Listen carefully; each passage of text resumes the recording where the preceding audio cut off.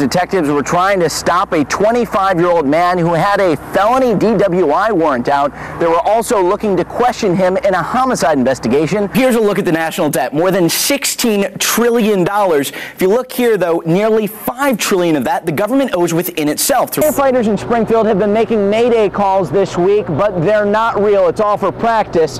They're trying to prepare for rescuing one of their own. It's an empty bottle, and it's staying empty. That's because Super Bowl Sunday will be night times last night. What you're really going to want to watch, Ashley, is neighborhoods like this one, these small neighborhoods off of the main roads that have a lot of work that need to be done. I want to show you this right here. We actually just saw a truck drive through here that fishtailed just a little bit driving through. I'm just going to go pretty slowly here, and if you look at my wheels, you should be able to see that we skidded a little bit. The ABS kicked in here. Again, that's because on the roads here, we're seeing some compacted sleet and some ice, making it very slick back here. These are on the side roads. Today we found out, though, it's not just about safe and clear roads, it's about clear cars. On a typical summer day, you'd find kids and campers scattered through the woods around the Kayakima Boy Scout reservation.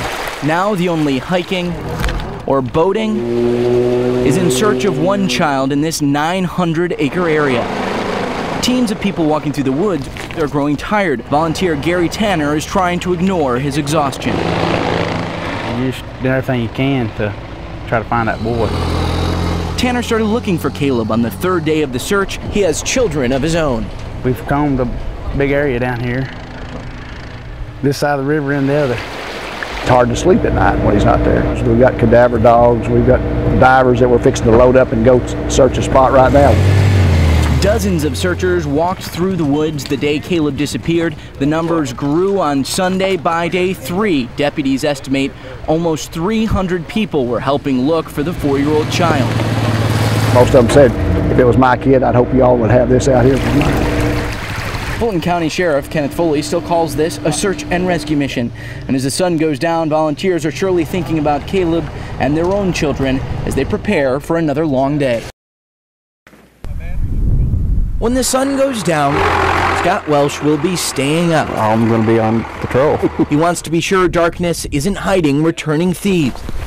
And when they come on your property and steal stuff like that, you know, I mean, we work hard for what we have, and it hurts. It's a blow. Rustlers took 8 of his calves, living, breathing income. Best we can figure anywhere from $7,500 to $8,500. They came from the next road over, so they went through a half a mile of pasture. Starting here, then the thieves cut through 5 fences and went through 2 gates to get the animals and get out. They put grain out somewhere right in here. The calves left, still munched on the bait feed the next day. Sounds like these people knew what they were doing. I would say so. Very brassy to do that right out in the middle of people's property. The Welsh family owns a golf course here across the street. The cattle is the family's winter income in a year that was also plagued by drought. I basically lost half our cattle income for this year. And coming off a rough, dry year, the price of hay and everything else against us, it really hurts. There are a lot of angry farmers out there. Lawrence County Sheriff Brad DeLay says cattle rustlers also hit another farm in the county last week. They need to realize that they probably would be better off if we catch them first before an angry cattle farmer catches them. I won't say challenge, but I dare him to come back. Welch plans to express his Second Amendment right to guard his farm. If you found him, what would you want to say to him? Well, it would be, I don't know. I mean, I'm mad. Perhaps some things are best left unsaid. Countries can print money, they can take loans, and also loan to other nations. And they can even outgrow debt. The ideas can seem abstract. Tonight, we look at the numbers like a family would to try to help you relate. The numbers are monumental. This is a visualization that comes close to what the national debt is today. Some groups are trying to bring the numbers down to something more recognizable. I think that we're in a lot of trouble. You know, if this were a household, if this were just a family, my family, your family, anybody's family, yeah, you'd be in big trouble. That's Drury accounting student Brad Ray. we have to exercise fiscal responsibility. We have to, so I believe that the federal government should have to do the same thing. He's reacting to some numbers we showed him. You may have seen emails or Facebook posts with figures similar to this. This is one from a Tea Party group. It aims to make the government's debt and deficits look like a home budget. We looked over the numbers with a couple of economists, got data from the Treasury Department and St. Louis Fed, and came up with a similar chart based on the last fiscal year. Now just chop off a few zeros and the numbers look more like a household budget. Income, $24,500. That person or family would have spent more than $35,000 in a year taking on new debts. That kind of spending is like having $161,000 in credit card debt.